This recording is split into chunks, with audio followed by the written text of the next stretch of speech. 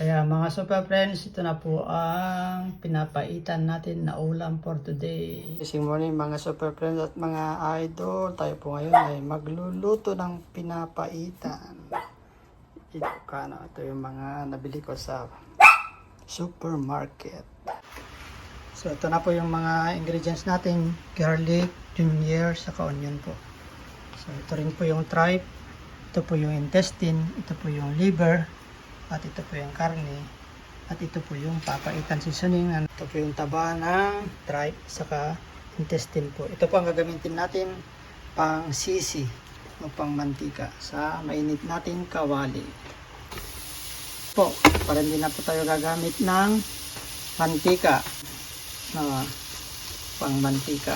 Golden brown lang po natin yan. Ito na po yung taba o sebo na galing po sa intestine saka tripe po. Nasisi na natin, bawasan natin ngayon. Yan. Pero mas malasa po ito. So ang isusunod na po natin ay ang ginger. Yan na po ang ginger. So isusunod na po natin ang garlic sa onion.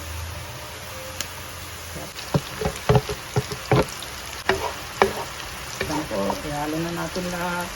At isusunod po natin ang tripe. Mas matigas. Ayan po yung tripe. Halo-halo lang. Ayan, isusunod na po natin ang intestine. Halo-halo lang po. Sunod po natin ang karne. Halo, chef. Halo-halo. Sige. Tapos susunod po ang atay. Huli po ang atay para hindi po madurog-durog kasi.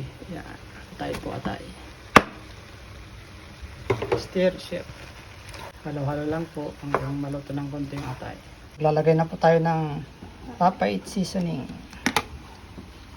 Inalagay ko po ito pag sinusote. Sinuturo ko sa mga anak ko para papasok po yung pait sa karne habang sinusote niyo po yan.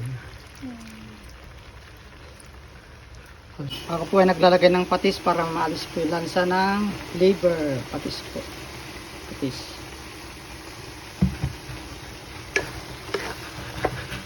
Halo. Tubigan na po natin.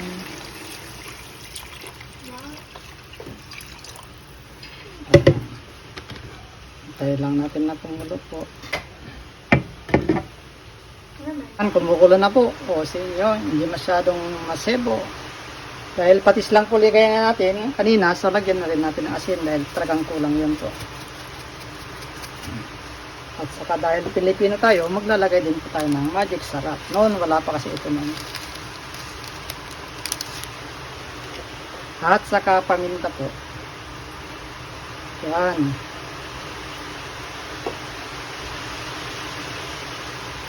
Ayan lang po natin na kumulo ulit, saka po natin tikman. Yan, kumukulo na po mga super lodi at mga super friends. Tikman mo natin. Sarap ng papaitan. At dahil okay na po, ilagay na po natin ang sili. Yan. Optional po sa inyo kung ayaw na po.